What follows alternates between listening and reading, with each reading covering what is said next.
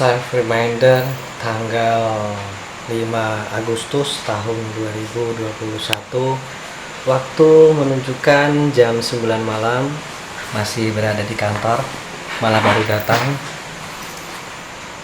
Hari ini saya berbagi cerita jika saya itu dari dulu paling suka kalau mengamati sekitar, baik itu alam, kejadian-kejadian, dan terutama saya itu paling suka mengamati orang-orang di sekeliling. Bukan untuk mencari kekurangannya, enggak sama sekali, tapi untuk mencari apa yang bisa saya ambil dari kebaikan setiap orang di sekeliling saya. Karena saya percaya bahwa seperti apapun manusia, pasti ada kelebihan yang saya tidak miliki, dan itu bisa untuk menjadikan saya pelajaran atau contoh buat saya. Dan enggak selamanya memang apa yang saya amati terkadang membuahkan hasil yang baik, tapi terkadang di situ ada kejutannya ya di luar ekspektasi. Kok bisa kelihatannya seperti itu, kelihatannya seperti ini, tapi kok tiba-tiba nyatanya seperti itu. Ya kaget, kecewa, adalah pasti, tapi saya nggak mungkin berlarut-larut dalam kekecewaan itu pada saat saya melihat apa yang saya anggap baik mungkin, tapi faktanya nggak seperti itu. Ya udah, saya pikir gini aja lah.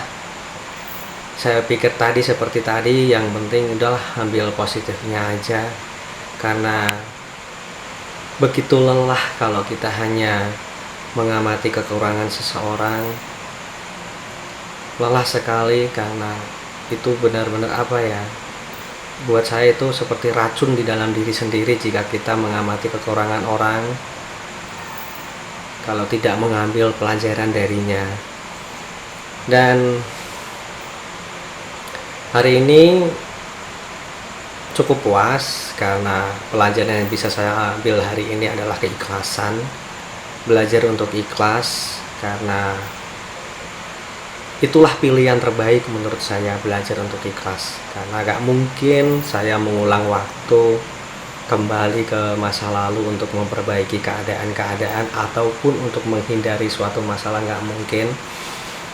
Karena ya udah, inilah catatan hidup di hari ini yang bisa saya simpulkan. Jikalau tidak selamanya apa yang kita lihat itu benar sesuai apa yang kita lihat, apa yang kita rasakan belum tentu benar sesuai yang kita rasakan.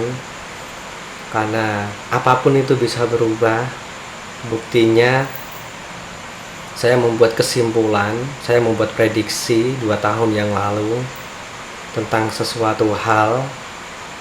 Saya membuat prediksi itu dengan alasan begini: jika prediksi itu memang betul, maka saya fix menyimpulkan seseorang itu jahat.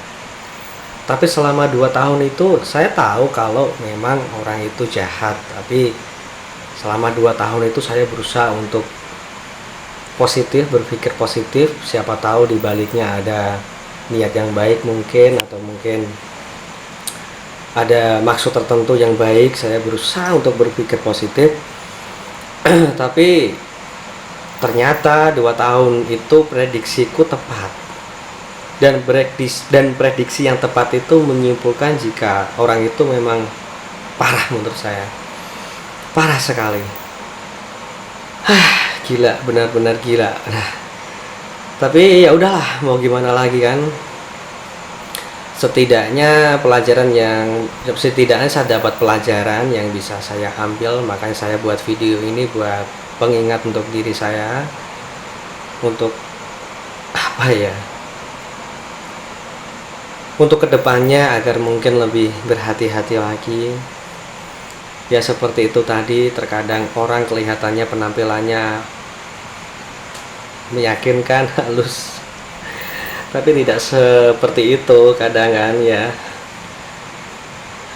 Dan orang itu jahat, dia mengambil apa yang saya inginkan dari dulu.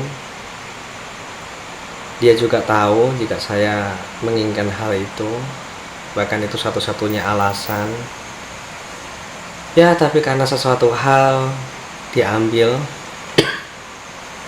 ya itu memang bukan hak saya tahu itu bukan hak saya juga nggak masalah lah, memang itu bukan hak saya.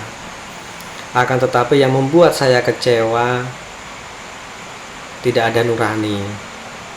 Saya juga berpikirnya seperti ini. Kenapa bisa mengambil sebuah keputusan itu tanpa memikirkan kebaikan-kebaikan yang pernah saya lakukan, pengorbanan-pengorbanan yang pernah saya lakukan, perjuangan-perjuangan yang saya lakukan, yang salah sedikit banyaknya membuat dia sukses. Kenapa enggak memikirkan itu semua gitu loh? Bukannya saya mengharapkan imbalan, enggak sama sekali. Tapi di sini saya membedakan nurani seseorang di balik keputusan yang dibuat. Kalau orang memiliki nurani yang baik, tentu membuat keputusan itu pasti memikirkan kehidupan orang lain. Tidak hanya memikirkan kepentingannya sendiri, kepuasannya sendiri, itu tidak akan.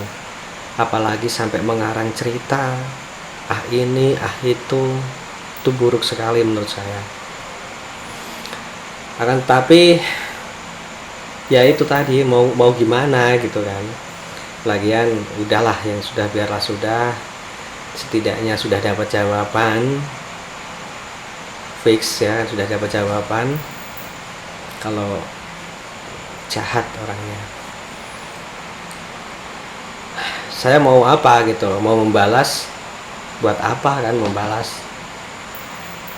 Kalaupun saya mau membalas, bisa saya membalas, itu mudah bagi saya, karena saya punya kartu yang tidak dimiliki orang lain. Saya benar-benar punya, bahkan dia sendiri nggak sadar gitu loh. Dia sendiri nggak sadar kalau aku punya sesuatu yang dia sendiri nggak sadar kalau aku tahu, dan itu cukup membahayakannya. Tapi ya mikirku seperti ini, lah buat apa kan aku balas, ya malah aku seperti gak ada bedanya gitu loh sama dia kan, gak ada bedanya kalau aku balas, sama-sama jahat kan akhirnya. Yang kedua, alasan saya kenapa saya nggak mau balas, ya di sekitar dia banyak orang baik gitu loh. Nanti kalau saya balas, kasihan orang-orang baik di sekitarnya, pasti ikut kena dampaknya juga kan. Ya udah, saya berpikirnya seperti ini, orang jahat pasti akan ada tempatnya, orang baik pasti akan ada tempatnya. Saya pernah menjadi orang jahat, dalam artian tapi jahat saya masih, ya bukan saya membela diri ya, jahat saya nggak berdampak ke orang banyak gitu loh. Jahat saya dampaknya ya ke saya sendiri, nggak ke orang gitu. Itu pun saya mendapatkan ganjaran yang setimpal. Artinya apa? Dalam kehidupan, menurut kesimpulan saya, orang jahat akan ada tempatnya sekalipun orang lain memandangnya baik. Orang baik akan ada tempatnya sekalipun orang memandangnya buruk. Tuhan itu maha adil, dengan segala kelebihannya, dengan segala belas kasihnya. Saya percaya itu selalu ada jalan untuk berubah, selalu ada cara untuk berubah, selalu ada keajaiban untuk berubah, kapanpun dan dimanapun. Yang paling penting berusaha untuk ikhlas, berpikir positif di setiap kejadian yang terjadi dalam hidup. Mungkin bukan hanya baru itu yang bisa saya lakukan agar membuat hidup saya lebih tenang, ikhlas, dan selalu berpikir positif. Sekian, sampai di sini video self remindernya. Terima kasih.